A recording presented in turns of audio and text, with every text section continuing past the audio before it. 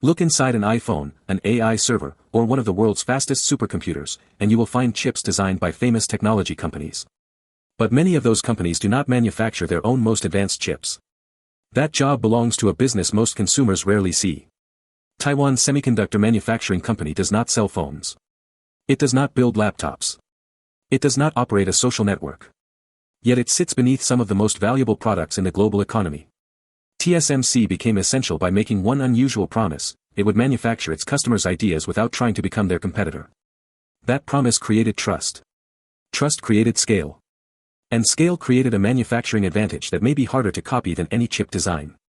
The story began with Chang, an engineer who had already spent decades in the American semiconductor industry. In 1987, with support from Taiwan's government and private investors, he helped establish TSMC in Hsinchu. At the time, the dominant chip companies followed an integrated model. A company designed its own processors, owned its own factories, and sold the finished products. Manufacturing was not considered a separate business. It was simply one department inside a much larger chip company. Chang saw a different future.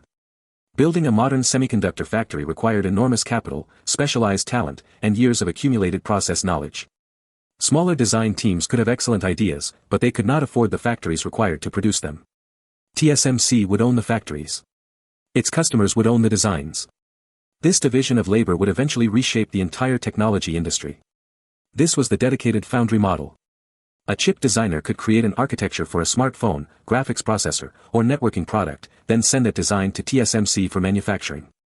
The designer no longer needed to spend billions building a fabrication plant before selling a single chip. That changed who could compete. New companies could focus their money on engineering, software, and product development. TSMC could focus on lithography, materials, yields, and production capacity. Each side became more specialized. The arrangement also gave TSMC a unique view of the market. It could serve companies building products for smartphones, high-performance computing, cars, connected devices, and consumer electronics. When demand weakened in one category, another could grow. Before this model, a promising chip company could fail simply because it lacked a factory. Afterward, access to manufacturing became a service that could be purchased. This did not make chip development cheap, but it removed one of the largest barriers between a good design and a global product. But the model depended on something more valuable than machinery. Customers had to hand TSMC their most sensitive intellectual property, often years before a product reached the public. For the model to work, the factory had to become a trusted partner. TSMC's greatest strategic decision was what it chose not to do. As a dedicated foundry, it built its identity around manufacturing for customers rather than launching chips that competed directly with them. That neutrality reduced a dangerous conflict. A customer could share a valuable design with TSMC without also funding a rival product division inside the same company. Trust then became a flywheel. More customers brought more production volume. More volume funded better factories, research, and process development. Better technology attracted more demanding customers, whose products generated even more volume. The scale is powerful, but it also creates concentration. TSMC reported that its 10 largest customers generated 78% of net revenue in 2025. Its largest customer represented 19%, while the second largest represented 17%. The company does not identify those customers in the filing. This means TSMC is diversified across hundreds of customers, yet still closely tied to the decisions of a small group of technology giants. It is tempting to think semiconductor leadership comes from buying the newest machine. But a machine is only one part of an enormous production system. A leading-edge fab must coordinate thousands of process steps with extraordinary precision. Tiny variations in temperature, chemistry, contamination, or alignment can destroy a chip. The real objective is not producing one working processor. It is producing millions of them with reliable yields. That knowledge accumulates slowly. Every wafer gives engineers more information. Every production problem improves the process. Every generation of chips builds on lessons from the one before it. In 2025, TSMC's annual capacity exceeded 17 million 12-inch equivalent wafers. Its capital spending reached roughly $40.9 billion. The company said its 2-nanometer technology entered volume production that year, while it continued expanding advanced packaging capacity. This is the moat. A competitor needs equipment, engineers, supplier relationships, customer trust, and enough production volume to learn at the same pace. Falling behind by one generation can make it harder to finance the next. TSMC does not win because its factories are impossible to build. It wins because rebuilding the entire system around those factories is brutally expensive. That system extends beyond TSMC itself. Equipment makers, material suppliers, packaging specialists, construction teams, and thousands of engineers must improve together. A delay in one layer can slow the entire roadmap. TSMC's advantage is therefore not one secret technique. It is the coordination of an industrial network operating near the limits of physics. The smartphone era rewarded exactly what TSMC had spent decades developing: advanced performance, low power consumption, and enormous production scale. Apple designs silicon to control more of the experience inside its devices. But designing a powerful chip and manufacturing it at scale are different capabilities. In 2025, Apple confirmed that mass production of Apple chips had begun at TSMC's Fab 21 facility in Arizona. Apple also described itself as the largest customer at that specific facility. The relationship shows how the foundry model can benefit both sides. Apple controls the architecture and integrates it tightly with software and hardware.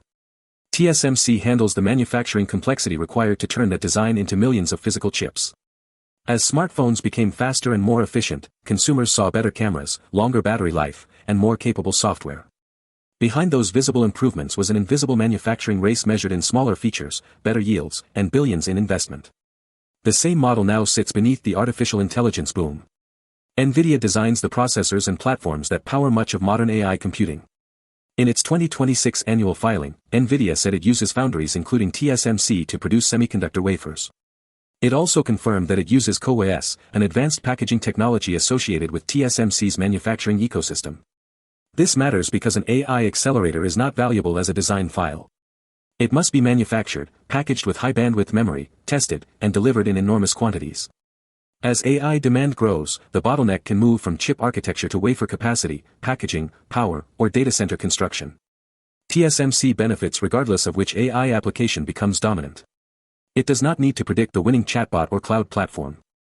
It supplies manufacturing capacity to companies competing to build the underlying infrastructure.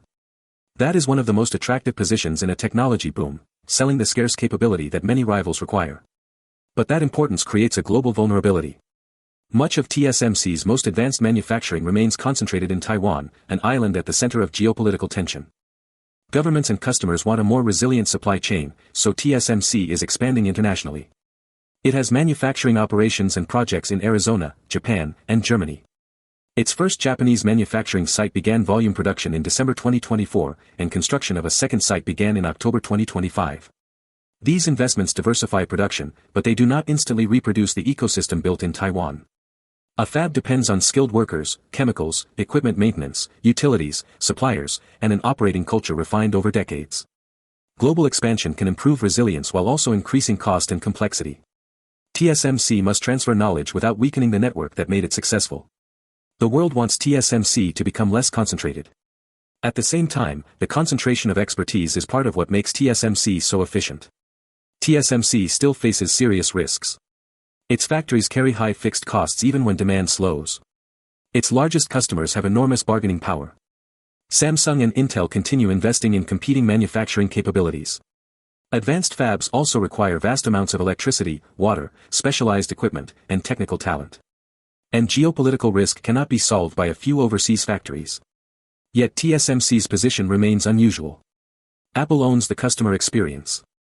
NVIDIA owns valuable computing architectures. But TSMC owns much of the process knowledge required to turn advanced designs into physical reality at scale.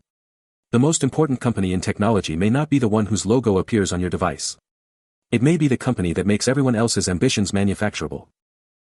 Like, subscribe, and comment the next company you want us to break down.